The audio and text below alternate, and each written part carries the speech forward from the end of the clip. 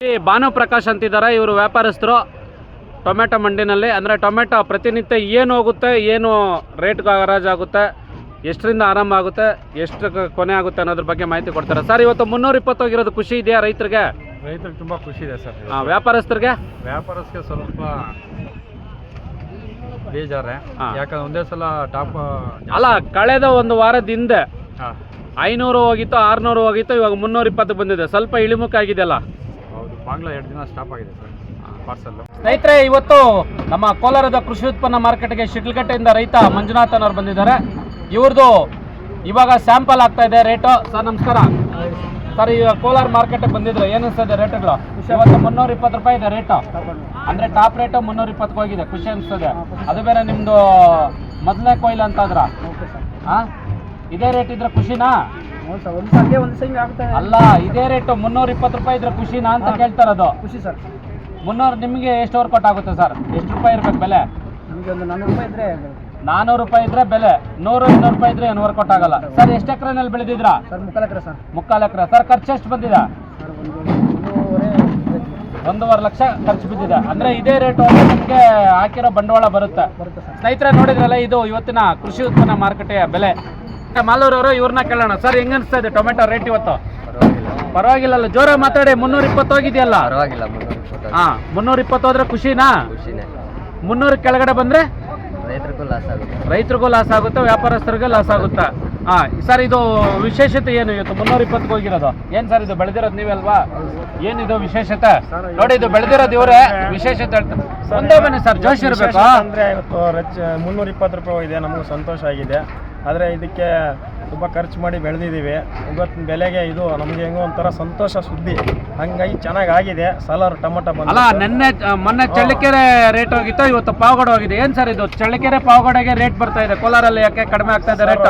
Quality ಮೇಲೆ depend sir. ಒಂದು ದಿವಸ ಚಳ್ಳಕೆರೆ ಆಗುತ್ತೆ, ಒಂದು ದಿವಸ ಪಾವಗಡ ಆಗುತ್ತೆ. ಚೆನ್ನಾಗಿ ರೇಟ್ ಆಗ್ತಾ ಇದೆ. ಅಂದ್ರೆ ನಮ್ಮ ಕೋಲಾರದ್ದು ಇಷ್ಟು ದಿನದಿಂದನೂ ಮಾರ್ಕೆಟ್ ಚೆನ್ನಾಗಿಲ್ಲ ಅಂತ ಹೇಳ್ತಾರದ? ಹಂಗಲ್ಲ ಸರ್, ಹಂಗಲ್ಲ. ಕ್ವಾಲಿಟಿ ಮೇಲೆ ಡಿಪೆಂಡ್ ರೇಟ್ ಆಗಿ ಎಲ್ಲರೂ. ಈಗ ಅರುಣ್ಣ ಮಾತಾಡ್ಸೋಣ. ಅರುಣ್, ಹೆಂಗ ಅನ್ಸದಪ್ಪ ನಿನಗಿದು? ಪರವಾಗಿಲ್ಲ. ಅಲ್ಲ, ಪಾವಗಡ ರೇಟ್ ಹೋಗಿರೋದು ಪರವಾಗಿಲ್ಲ, ಖುಷಿ ಆಗುತ್ತೆ. ಅಂದ್ರೆ ರೈತರು ಖುಷಿ ಆಗಿರ್ಬೇಕು, ಯಾವಾಗೂ ಬೆಳೆದಿರೋರು ಖುಷಿ ಆಗಿರ್ಬೇಕು. 222 ಬಾಕ್ಸ್ ತಂದಿದ್ರ ಸರ್, ಖರ್ಚೆಲ್ಲ ಹೋಗಿ ಎಷ್ಟು ಲಾಭ ಬರುತ್ತಾ? ನಷ್ಟ ಆಗುತ್ತಾ ಸರ್? ಇವತ್ತಿನ ಇದರಲ್ಲಿ ಲಾಭನೇ ಇದೆ. ಅಂದ್ರೆ ಸತತ ನಮಗೂ ರೈತರಿಗೆ ಎಲ್ರಿಗೂ ಒಂದು ಸತತವಾಗಿ ಬೆಲೆ ಹೋದ್ರೆ ಎಲ್ರಿಗೂ ಖುಷಿ ಸರ್. ಸರ್, ಇವತ್ತು ಎಷ್ಟನೇ ಕೊಯ್ಲು ನಿಮ್ದು? ಸರ್, ಇದು ನಮ್ದು 8ನೇ ಕೊಯ್ಲು. ಇನ್ನ ಎಷ್ಟು ಕೊಯ್ಲು ಬರುತ್ತೆ ಸರ್? ಇನ್ನೂ ಒಂದು 8-10 ಕೊಯ್ಲು ಬರುತ್ತೆ. ಓಕೆ.